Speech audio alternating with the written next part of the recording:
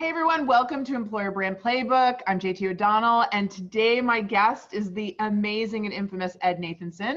He's the founder of, don't laugh, it's true. Infamous. I guess that's true. In a good way, in a good way. He's the founder of Red Pill Talent, and seriously, one of the best folks I know. We bonded at a bunch of conferences together, primarily because we're in each other's backyards. We're one of the few East Coasters that actually do employer brand, right, Ed? So immediately bonded, have done some great things with him, and always in awe of what he comes up with. So thank you for coming to the show, Ed. My pleasure, JT. You say jump, I say how high. So we're going to get started, though, because for the people that haven't drank beers with you and know better, right, I need to give them a little intro to you. So going to ask you a bunch of speed round questions here and get your answers. You ready? Go. Hit it. Here we go. What's the one thing that nobody would ever believe about you? I am a movie crier. I am, yes. I try to put on the machismo front, but I tell you what, my wife always says, you didn't cry at the birth of our children, you didn't cry at our wedding, but you cry at the end of Field of Dreams, and you've seen it 50 times, and every time you're bawling like a little baby. I don't know what it is. I like Field of Dreams, The Natural, the end of Karate Kid, Miyagi smiling. Interesting. Okay. Yes. I'll remember that next time I need to make you cry. That's awesome. Okay. What hobby gets the majority of your free time outside of work, family, etc.? That's easy. Drums. I am, yeah. I thought we've talked about everything. Yeah. But I've been a drummer since I was 12. I had aspirations at one point, not only of doing stand-up, but being a rock star. And I used to play in some bands here or there. And so now, a dad, with running a business, I'll go and I'm a weekend warrior. I'll go downstairs on my drums, and I bought those electronic drums that you can put in your headset so you don't have to scare the whole neighborhood. And I go down there and I let off some steam, and it's fun. Oh my gosh. See, I'm so glad I asked these questions. How do I not know that about you? Okay. What's the smartest thing you've ever done, Ed? So outside of marrying my wife. I was hoping that was going to come out. Right. And having children, like, now I'm not going to get killed when she sees those this. Are like check giving. Right. Exactly. I would say starting my own business. I left the best job I ever had, JT. We've talked about this 5 years ago. I was happy. I was challenged. I was supported. They let me do all the wacky stuff I love doing. And I had that kind of moment where I said, if I don't do this now, I'm never going to do it. I can always get a job. I can always do it. And I'm speaking to like one of the most incredible entrepreneurs I know. So you get it. But like just it's been 5 years now. I know. 5 years, it's crazy, but I've never been happier. And I'm challenged. I get to do different things, see the world, all of this stuff. It's the best business decision I ever made. It's a scary one though. Right? Yes, we'll tell everyone listening, it's a scary one, that's for sure. All right, last question. What career would you pursue if employer branding, recruiting, all this was off the table? I would try stand-up again. I gave it a shot as a young man, and I'm not going to lie, I've been thinking about trying it again soon if I could get the chutzpah up to do it again. I just can't think of anything cooler than being paid to make people laugh. Okay, so I just don't know how we haven't put together a comedy night at one of these amazing events and conventions we go to, right? Awesome. So everybody watching this, we're going to get a room together. We're going to do some stand-up. I love it. And play drums. Yes. I could do stand-up while I'm playing the drums. Awesome. So now that I know you that much better, we're going to get down to the second section here, the real stuff, which is talking about your employer brand playbook. So our idea here was to go out and talk to the people that are doing it.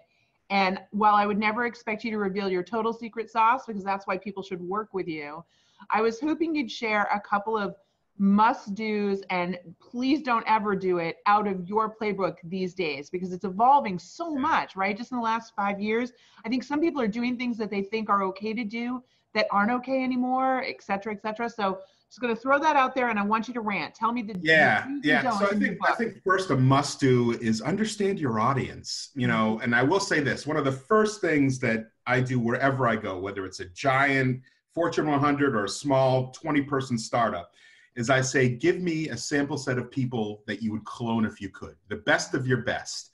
And not only do I want the best of your best, I want diversity, not just gender and ethnicity, but age, diversity in roles, diversity in function, and diversity in tenure.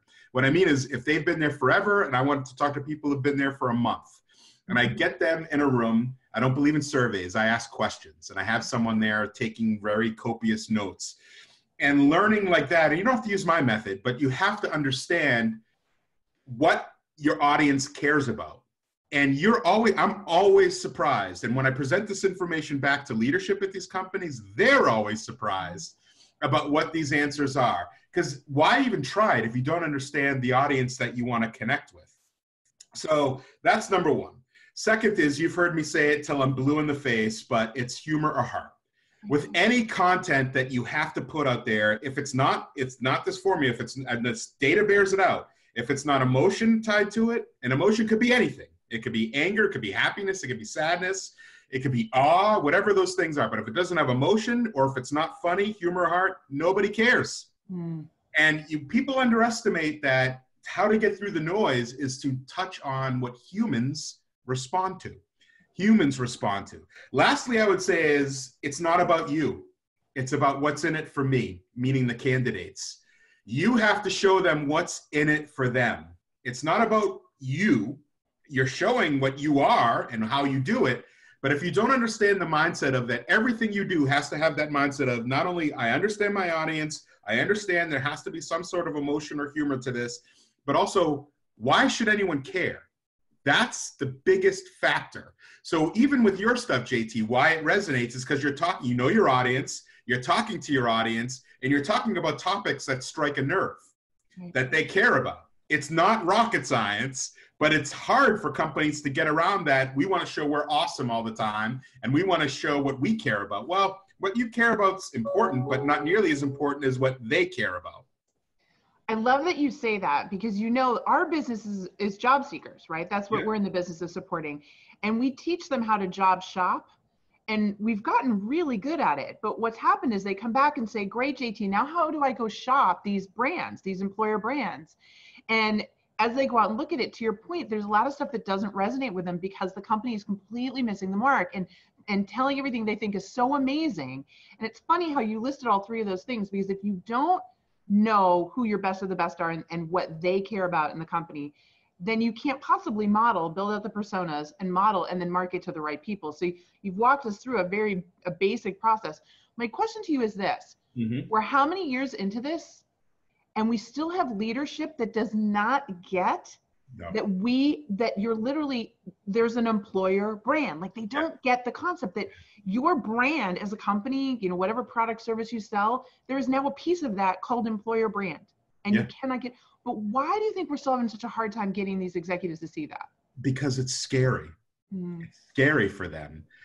No one wants to hear that they're not the best. No one wants to hear or feel that their halls aren't paved with gold and their fountains aren't full of chocolate water coming out and, you know, everything, you know, everyone wants to be incredible and the best and so on.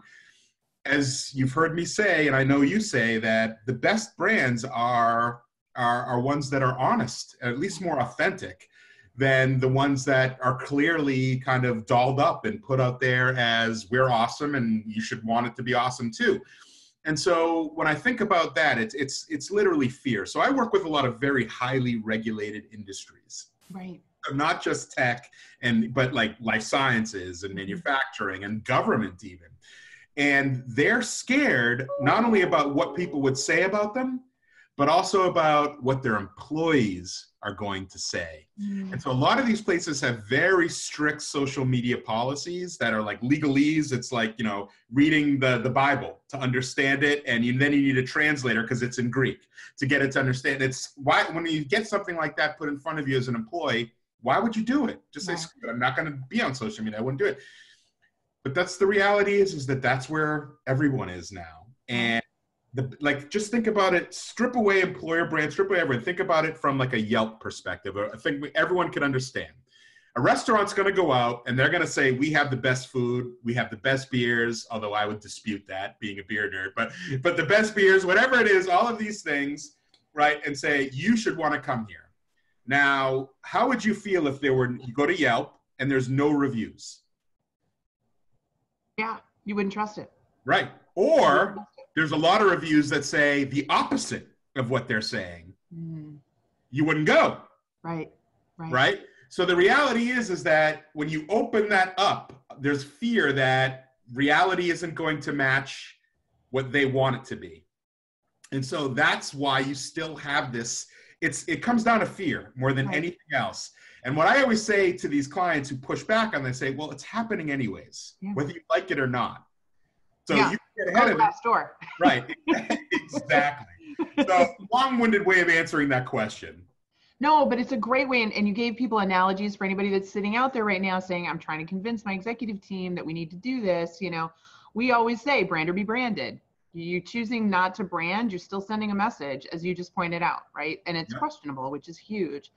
So, all right, let's dive in to the third part, because so one of the things that Work It Daily decided to do was find a way to build a common language between our job seekers who want to shop for all of you out there and all of these great brands, these employer brands.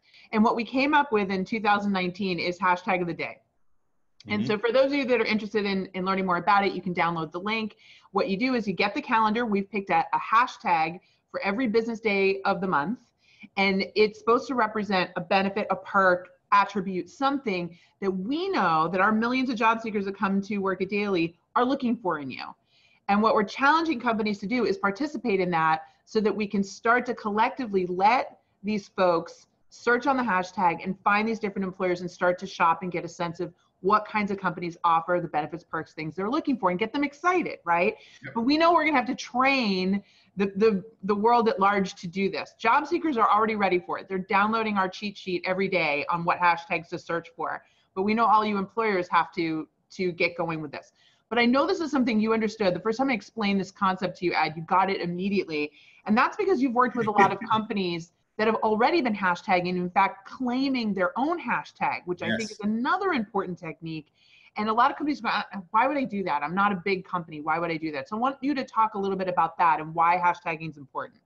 So there's two different ways I look at it. One is from what you're talking about, which is the candidate side, what they care about, what they search on. Again, going back to understanding your audience. So if they care about work-life balance, if they care about parental leave policy, terms. And they're searching on it. Let me just tell everyone that's listening, our job seekers, they're doing that.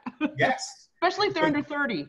And you don't know if you don't ask, right? Even if they're best of you. So there's that aspect of it, which I always talk about when creating content, that everything you put out there should touch one of these things we learn they care about, right? It should touch at least one of them. And then when you do, you need to hashtag it because that's how they're searching nowadays. Especially LinkedIn's even become very hashtag enabled. Like it used to be just some of the platforms. Now it's becoming almost all of them. So there's that. But then there's the company name hashtag. And for me, I look at that as it's a company's way of saying, we are Sparta. This is our flag. This is how we identify across all platforms, across whatever you're doing, video, everything, the unifying theme that we want to say that this is our mantra. This is who we are.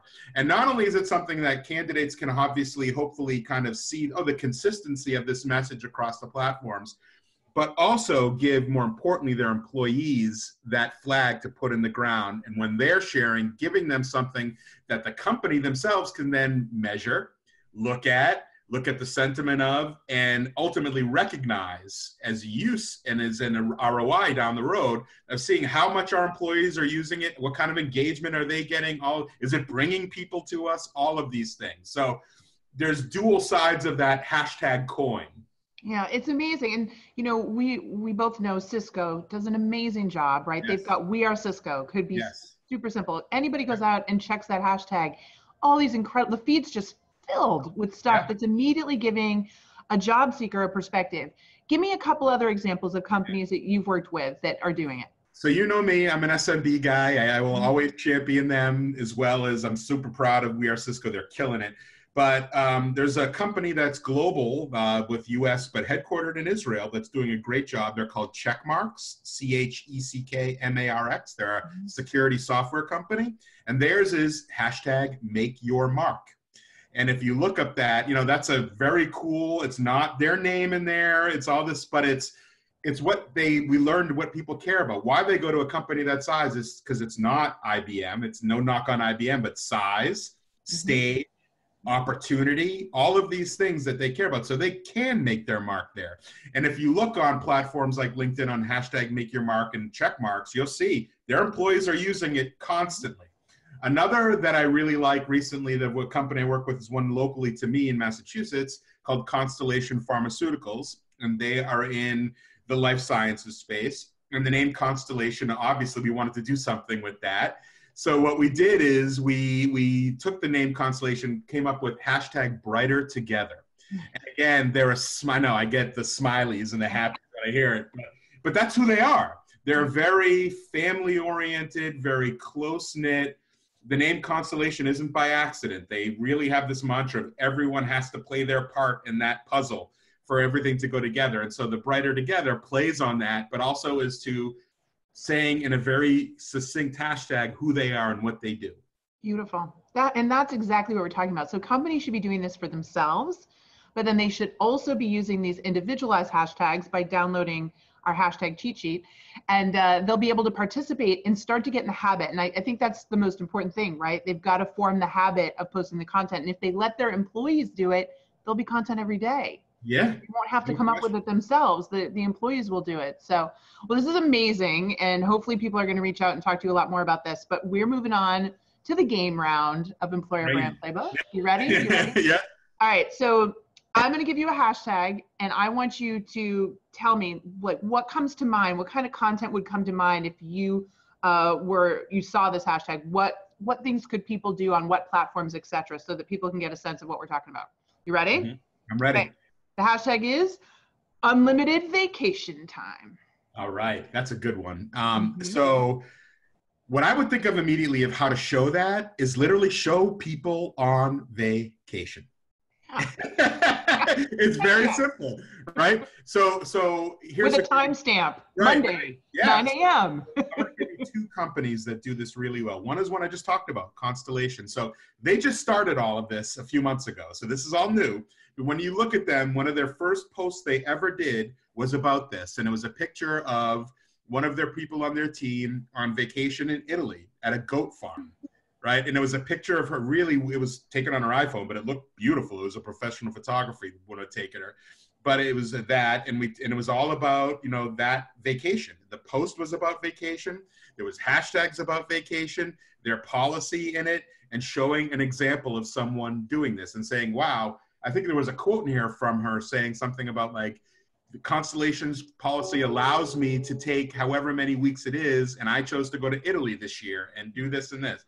There's one example. Another is another life science company in Massachusetts, which has been doing this for about 3 years now, called Bluebird Bio.